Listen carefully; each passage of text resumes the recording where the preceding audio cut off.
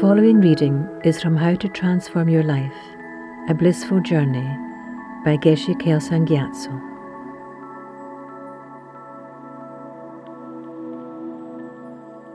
What is self-cherishing? Of all the innumerable conceptual thoughts that arise from the ocean of our root mind, the most harmful is self-cherishing, and the most beneficial is the mind of cherishing others. What exactly is self-cherishing? Self-cherishing is a mind that thinks, I am important, while neglecting others. It is defined as a mind that considers oneself to be supremely important and precious, and that develops from the appearance of true existence of the self.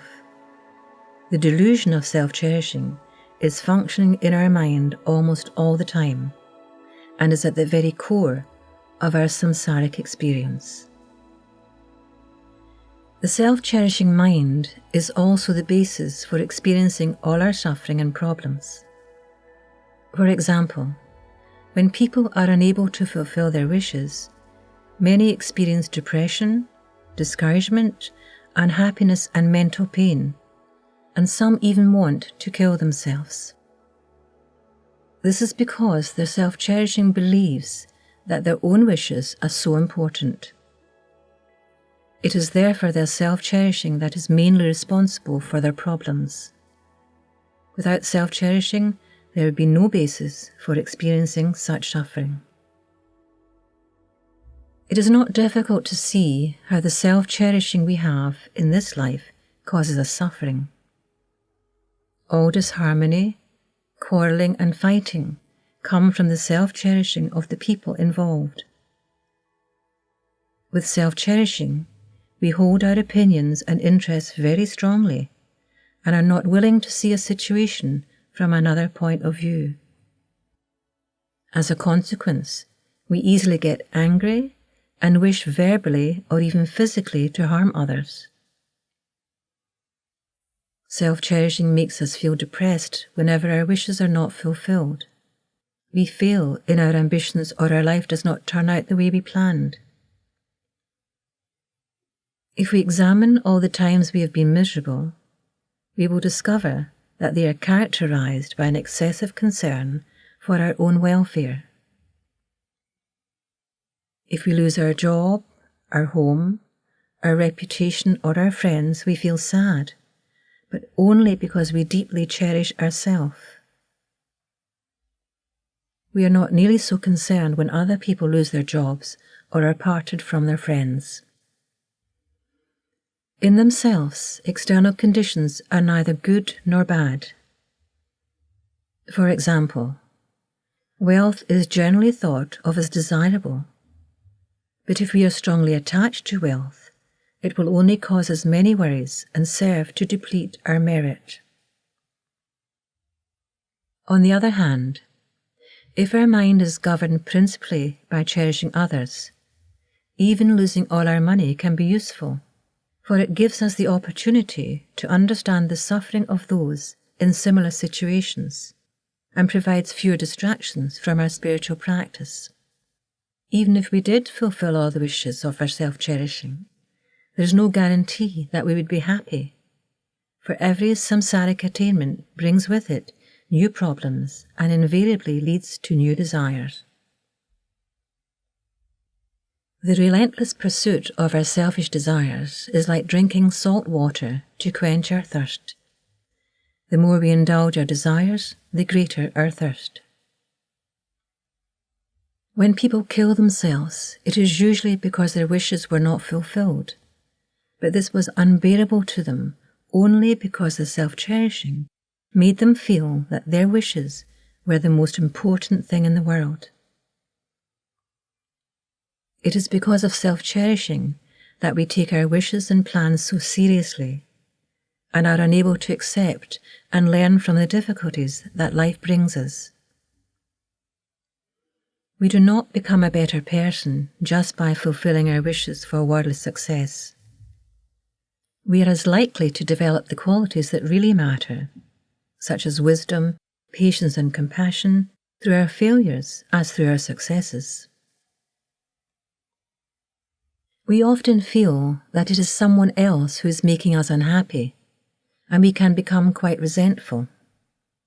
If we look at the situation carefully, however, we will find that it is always our own mental attitude that is responsible for our unhappiness.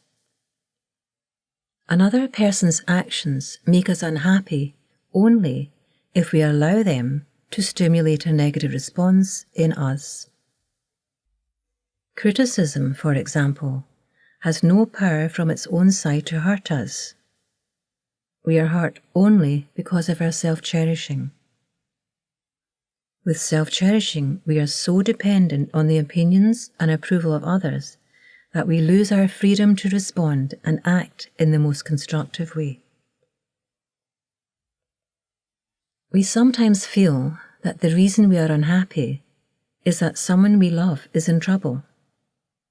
We need to remember that at the moment our love for others is almost invariably mixed with attachment, which is a self-centered mind. The love parents generally feel for their children, for example, is deep and genuine, but it is not always pure love. Mixed with it are feelings such as the need to feel loved and appreciated in return, the belief that their children are somehow part of them, a desire to impress other people through their children, and the hope that their children will in some way fulfill their parents' ambitions and dreams. It is sometimes very difficult to distinguish between our love and our attachment for others. But when we are able to do so, we will see that it is invariably the attachment that is the cause of our suffering. Pure, unconditional love never causes any pain or worry, but only peace and joy. All the problems of human society, such as war, crime, pollution, drug addiction, poverty, injustice, and disharmony within families, are the result of self-cherishing. Thinking that human beings alone matter, and that the natural world exists to serve human desires, we have wiped out thousands of animal species and polluted the planet to such an extent that there is great danger it could soon be unfit even for human habitation. If everyone were to practice cherishing others, many of the major problems of the world would be solved in a few years. Self-cherishing is like an iron chain that keeps us locked in samsara. The fundamental reason for our suffering is that we are in samsara, and we are in samsara because we continually create the deluded, self-centered actions that perpetuate the cycle of uncontrolled rebirth. Samsara is the experience of a self-centered mind. The 6 realms of samsara, from the God realm to the hell realm, are all the dream-like projections of a mind distorted by self-cherishing and self-grasping. By causing us to see life as a constant struggle to serve and protect our own I, these 2 minds impel us to perform innumerable destructive actions that keep us imprisoned in the nightmare of samsara.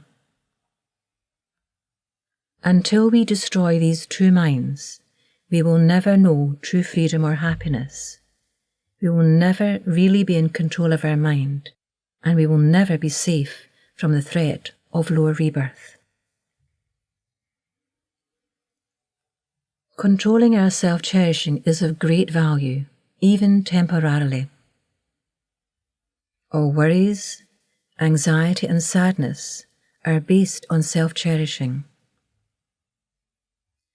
The moment we let go of our obsessive concern for our own welfare, our mind naturally relaxes and becomes lighter. Even if we receive some bad news, if we manage to overcome our normal self-centered reaction, our mind will remain at peace. On the other hand, if we fail to subdue our self-cherishing, even the most petty things disturb us. If a friend criticizes us, we immediately become upset, and the frustration of even our smallest wishes leaves us dejected. If a Dharma teacher says something we do not want to hear, we may become upset with him or her, or even lose our faith. Many people can get very agitated just because a mouse comes into their room. Mice do not eat people, so what reason is there to become upset? It is only the foolish mind of self-cherishing that disturbs us. If we loved the mouse as much as we loved ourselves, we would welcome the mouse into our room, thinking, he has as much right to be here as I have. For those who aspire to become enlightened, the worst fault is self-cherishing. Self-cherishing is the main obstacle to cherishing others. Failing to cherish others is the main obstacle to developing great compassion. And failing to develop great compassion is the main obstacle to developing bodhicitta and entering the path to enlightenment, the Mahayana path. Since bodhicitta is the main cause of great enlightenment, we can see that self-cherishing is also the main obstacle to the attainment of Buddhahood. Although we might agree that objectively we are no more important than anyone else, and that self-cherishing has many faults, we may still feel that it is nevertheless indispensable. If we do not cherish and look after ourselves, surely no one else will. This is a mistaken way of thinking. While it is true that we need to look after ourselves, we do not need to be motivated by self-cherishing. Caring for ourselves is not self-cherishing. We can take care of our health, have a job, and look after our house and possessions solely out of concern for others' welfare. If we view our body as an instrument with which we can benefit others, we can feed it, clothe it, wash it, and rest it, all without self-cherishing. Just as an ambulance driver can take care of his vehicle without regarding it as his own, so we can take care of our body and possessions for the benefit of others. The only way we can ever truly help all living beings is by becoming a Buddha, and the human form is the best possible vehicle for accomplishing this. Therefore, we need to take good care of our body. If we do this with bodhicitta motivation, all our actions of caring for our body become part of the path to enlightenment.